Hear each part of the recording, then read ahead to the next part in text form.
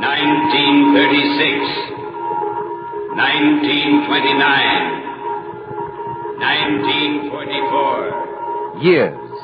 Years of radio. The listening years. Years when CBS brought you the sound of history, of great events. Events made more vivid and unforgettable because when they happened, as they happened... CBS is there. Tonight, for National Radio Week, CBS is There recreates actual broadcasts of notable events selected from the listening years. You will hear a president, a prisoner, a king, and plain people speaking to you again as they spoke to you before in memorable microphone moments. And now, with John Daly as narrator... The listening years. CBS is there.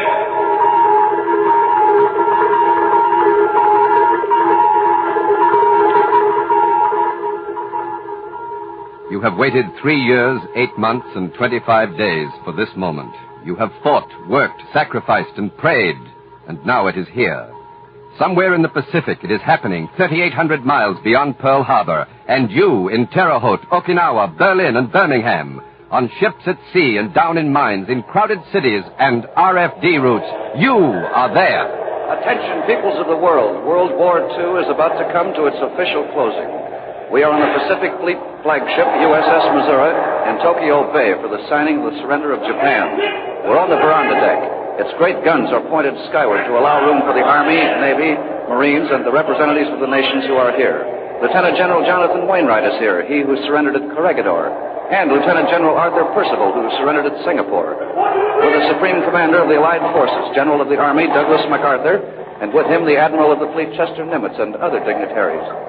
General MacArthur is now facing the microphone. I now invite the representatives of the Emperor of Japan to sign the instrument of surrender at the places indicated. Shigemitsu, Foreign Minister of the Japanese government, is stepping forward now. Shigemitsu, we see, it's a wooden leg, apparently. He pulls the chair back. He's about to sit down. He takes off his silk top hat, pulling off his gloves, long yellow gloves. General MacArthur is waiting. He's looking down at Mr. Shigemitsu. Mr. Shigemitsu looks at his watch for some reason, consults some papers in his pocket. He's looking for a pen. He's got another watch. He's checking 2 watches. Well, at last he's got a pen out, and he's preparing to do something, although he hasn't yet faced himself up to the surrender document. He's trying to get some ink out of the pen holder, which has no ink in it. Mr. Shigemitsu has some ink in his pen, and he's ready to sign the document. It's a huge thing, about 1.5 feet long by 1 foot wide. Printed up in beautiful gold type. I can almost read it from here. Mr. Shigemitsu is affixing his signature to the official surrender document. Here's another signature. Mr. Shigemitsu is doubly signing 2 documents here, of course. 1 copy for Japan, 1 copy for the Allies. Mr. Shigemitsu has signed the American copy. He's now signing the Japanese copy. I can almost watch him spell his name out. He's closing up his pen. Japan has surrendered, and there goes a flight of giant B-29s overhead. And now... September 1st, 1945. Japan surrenders unconditionally, and World War II is over. CBS is there.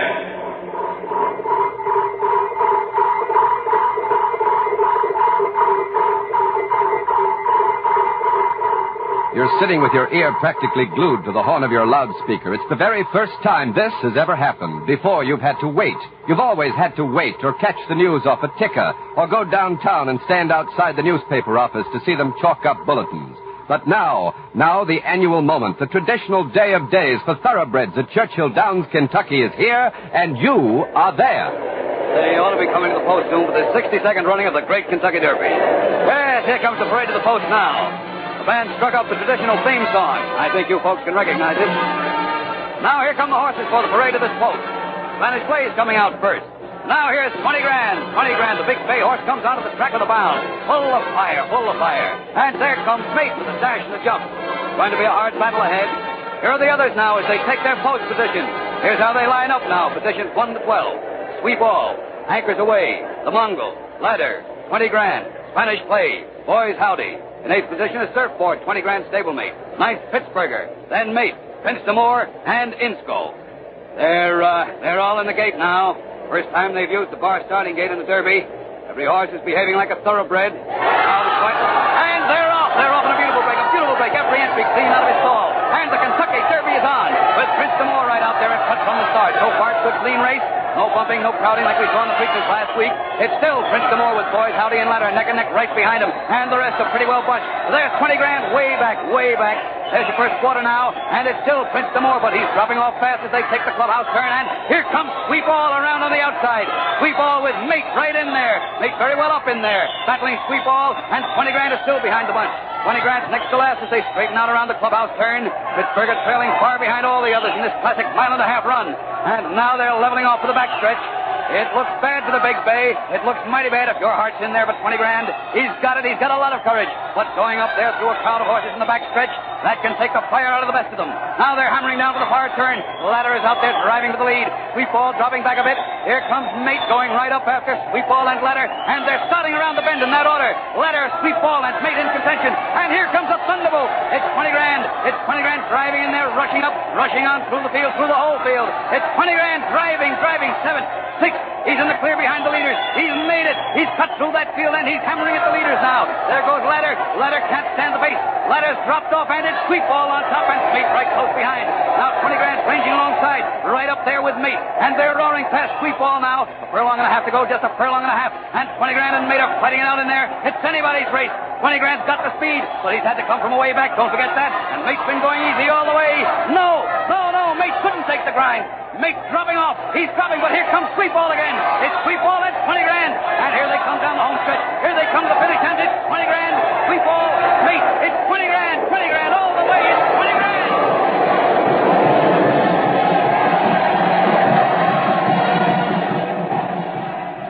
May 16th, 1931. The Kentucky Derby is broadcast for the first time. CBS is there.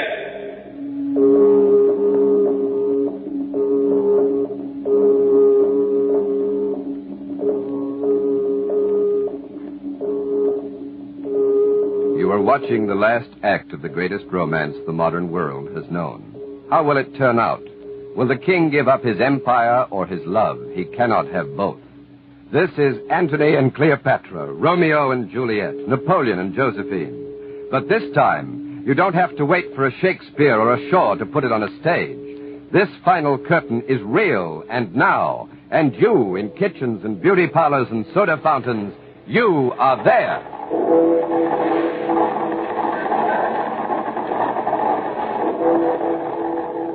This is Windsor Castle, His Royal Highness Prince Edward.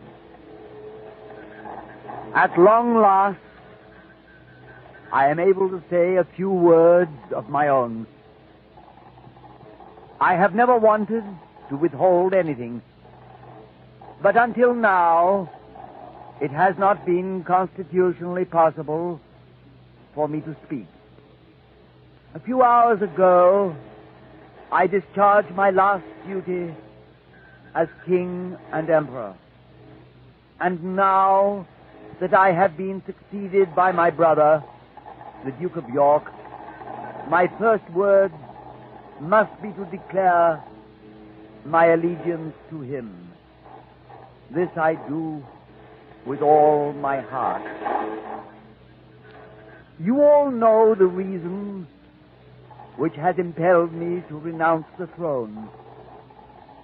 You must believe me when I tell you that I have found it impossible to carry the heavy burden of responsibility and to discharge my duties as king as I would wish to do without the help and support of the woman I love. And I want you to know that the decision I have made has been mine and mine alone.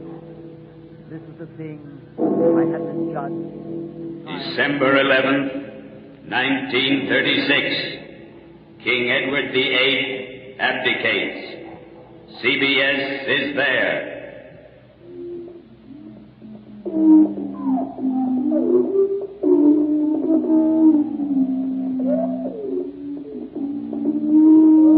You've put the kids to bed, and you and the missus are spending this quiet spring evening at home, reading, because it's too chilly to go out.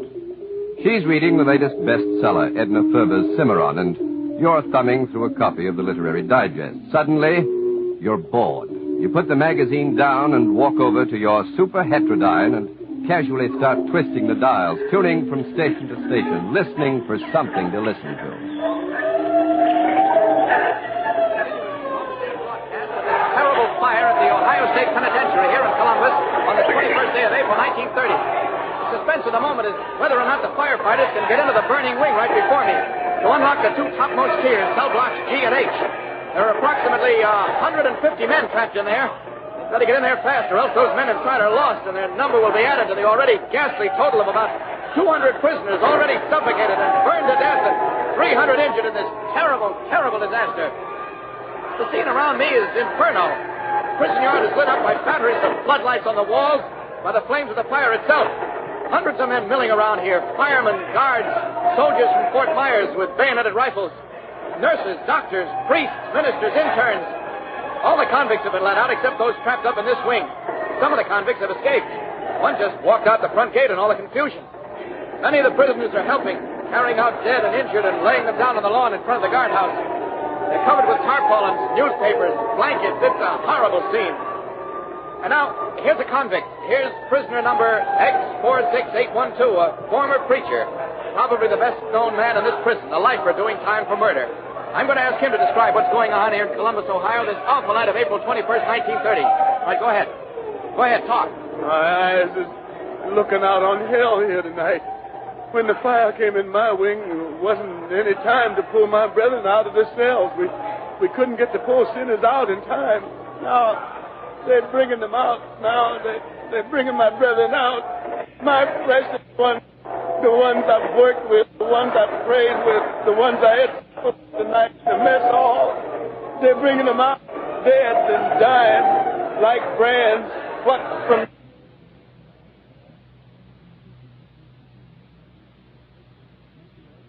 This is CBS in the Paramount Building in New York. Due to transmission difficulties, we've been forced to interrupt our dramatic broadcast from inside the walls of the Ohio State Penitentiary, where a fire is raging this night of April 21st, 1930. We're trying to... What? We have made contact with our CBS announcer again. So, over to Columbus.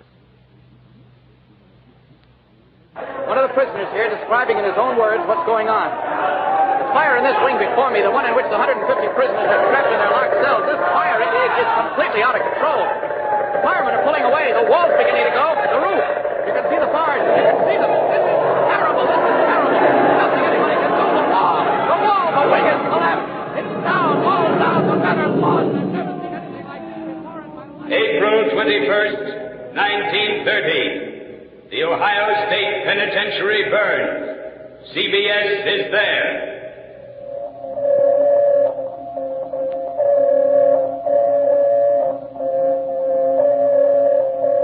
You're worried. There is a new frightening word. Depression. You're afraid you'll lose your job, afraid your bank will fail. You're afraid they'll take away your house, your farm. It seems as though the country is crumbling. But out of the rain... This is preeminently the time to speak the truth, the whole truth, frankly and boldly. Nor need we shrink from honestly facing conditions in our country today. This great nation will endure as it has endured, will revive, and will prosper. So, first of all, let me assert my firm belief that the only thing we have to fear is fear itself. Nameless, unreasoning, unjustified... March 4th, 1933. The first inaugural. CBS is there.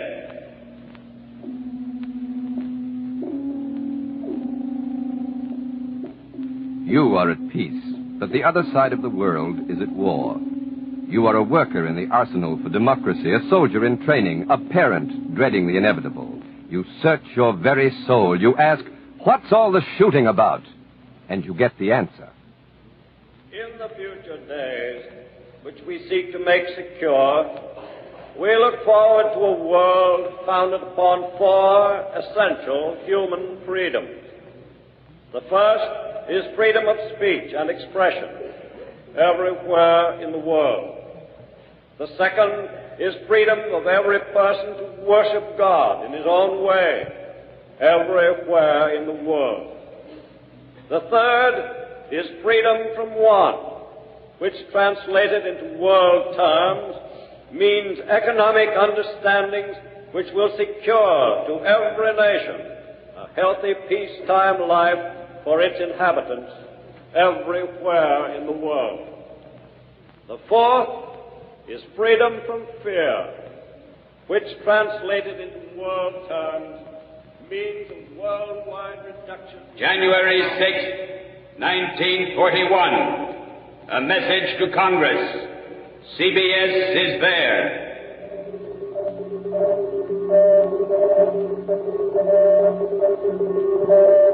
And now you are staggering from a cowardly attack. You're all fury and dedication to what lies ahead, and 140 million of you speak with one voice. I believe I interpret the will of the Congress and of the people when I assert that we will not only defend ourselves to the uttermost, but will make very certain that this form of treachery shall never endanger us again. With confidence in our armed forces, with the unbounded determination of our people, we will gain the inevitable triumph. So help us God. I ask that the Congress declare that since the unprovoked and dastardly attack by Japan on Sunday, December 7th, a state of war... December 8th, 1941. The war message. CBS is there. Now the guns are speaking, tearing apart the fabric of your life. Now you are at war. There are oceans between you and your son and father and brother. It's Christmas, but there are empty places at your holiday table, voices missing from the carols you long to hear, and radio is there to knit you and them together again. Broadcast of transatlantic call, people to people. There's time for just one more shortwave conversation today. Kenneth Collins, 14, a fine, red-headed, freckle-faced American boy, wants to speak to his father in London. Is he there? Here he is, right in front of me. Go ahead, Colonel Collins. Hello, Dad. Yes. My gracious, your voice has dropped so, about a whole octave. Well, almost. Yes. What are you now, the head of the family? Yes, just about. Well, are you so big that you can wear all my clothes? Oh, yes. When you come home, there'll be just about one moth-eaten pair of trousers left. Oh, my. Oh, my. I hoped you'd got so big that you couldn't wear them at all. Oh, I will be soon. Is your mother there? What's that, Dad? What? I say, is your mother there? Oh, she's out in the studio, and she sends all her love, and so does Sidney. Well, is she just as beautiful as the day I went away? Oh, yes. Then can you feel just the way I do? Yes, Dad, Tell me, Kenny, how's the baby? Oh, she's fine. Did she pull over the Christmas tree yesterday? No, not quite. That's right. It's just about, though. Yes, you used to do that. I did? Oh, yes, all the time. Dad. How's your behavior at school? What, Dad? Your behavior. How is your behavior? Oh, fine. Is it as good as mine was at your age? I hope so. Well, every generation is supposed to get a little better than the one before. Well, I couldn't be much better. Oh. Well, Kenny, our time's getting short. Dad, I guess... The Scotch people here have a very, very lovely way of saying goodbye. Yes? Yes, they always say, God bless. I want to say God bless to you, to Mother, little Sidney, all your grandparents, and it comes from the bottom of my heart, son. Well, goodbye, Dad. And come home soon. I wish we didn't have to, but our transatlantic family reunion is just about over. Christmas, Before we go, 1943, New York and London. CBS is there.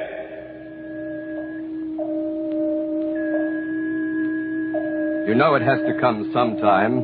You know it must come. You know we have to start the road back to where they began because it will never be over unless we hit their own beachheads. And then while you're waiting, wondering when it will come, where it will come, it does come, and you are there. This is London. Under the command of General Eisenhower, Allied naval forces, supported by strong air forces, began landing Allied armies this morning on the northern coast of France.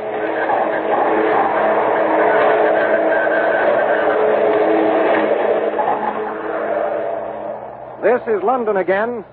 Actual recordings made across the channel during the invasion landings in the last few hours are beginning to come in from the war correspondents representing the combined American networks. We're going to play one of those recordings for you now. An actual recording, not a recreation. It was made at daybreak by George Hicks on an American warship off the coast of France under attack by Nazi planes.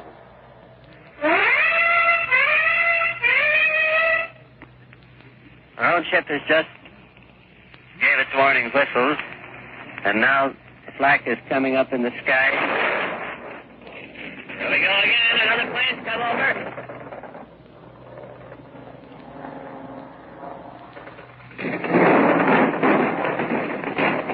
Right over our port side.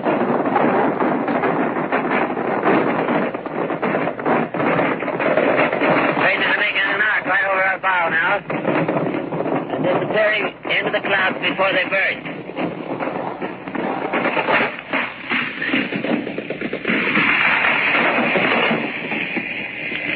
Tracer's still going up, and now the plane has probably gone beyond.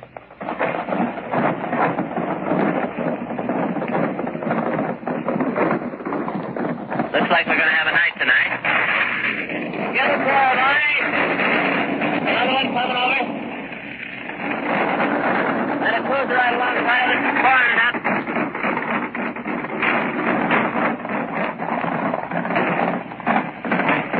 The stream of the tracer, hot fire, coming out of all the small ships, the large as well.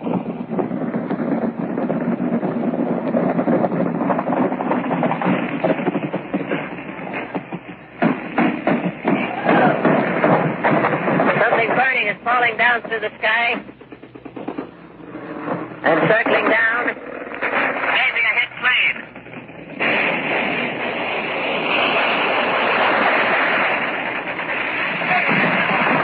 There we go. They got one. They got one. They got it right here. Did we? Yeah. This one.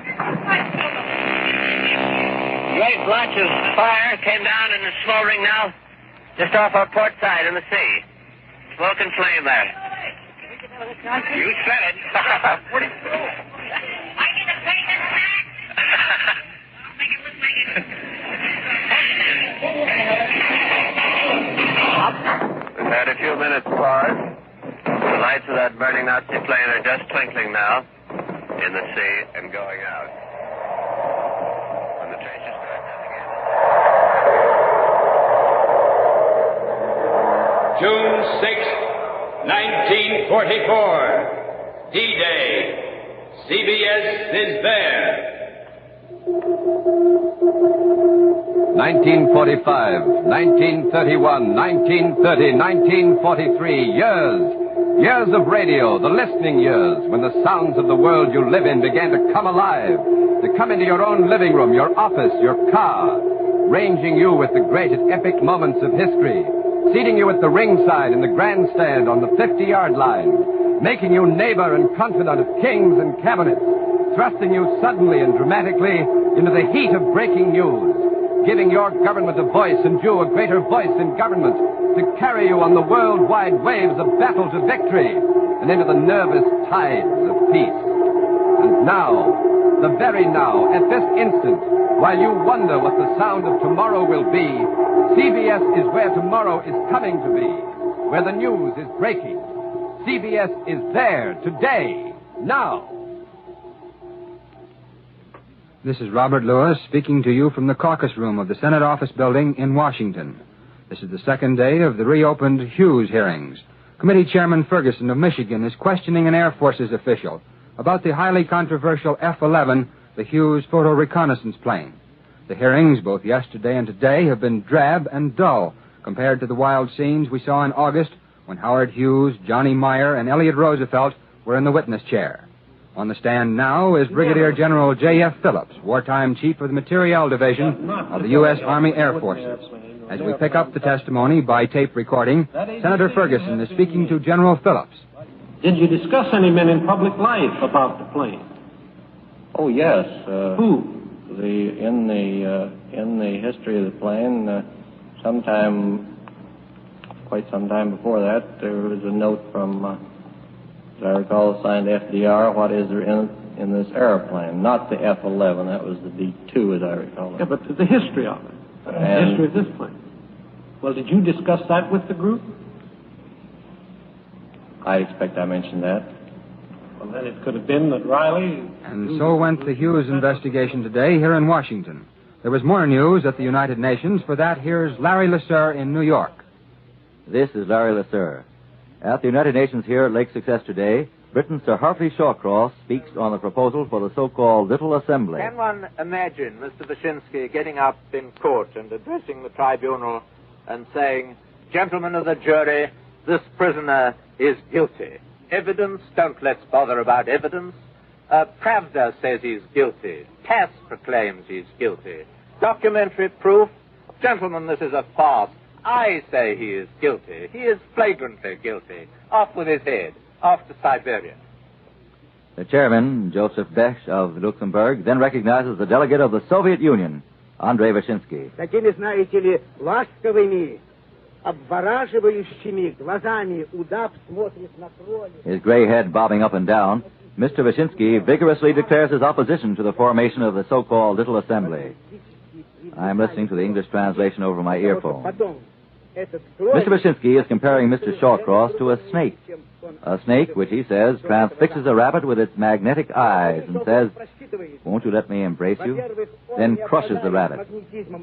But, says Mr. Wyszynski, Mr. Shawcross has miscalculated. Mr. Shawcross does not have the magnetic eyes of a boa constrictor, and Russia is not a rabbit. And so the international debate goes on another day in the United Nations. CBS is there today, tomorrow, always. November 6th, 1947, the United Nations. CBS is there. You have heard The Listening Years, a special broadcast in the series CBS is There, produced and directed by Robert Louis Cheon. The Listening Years was written by Alan E. Sloan and was presented for National Radio Week. We hope it served to remind you that CBS is there means you are there, not only imaginatively at great events of the past, but also you are there in fact, as CBS this week and every week brings you its real up-to-the-minute coverage of history in the making. This is CBS, the Columbia Broadcasting System.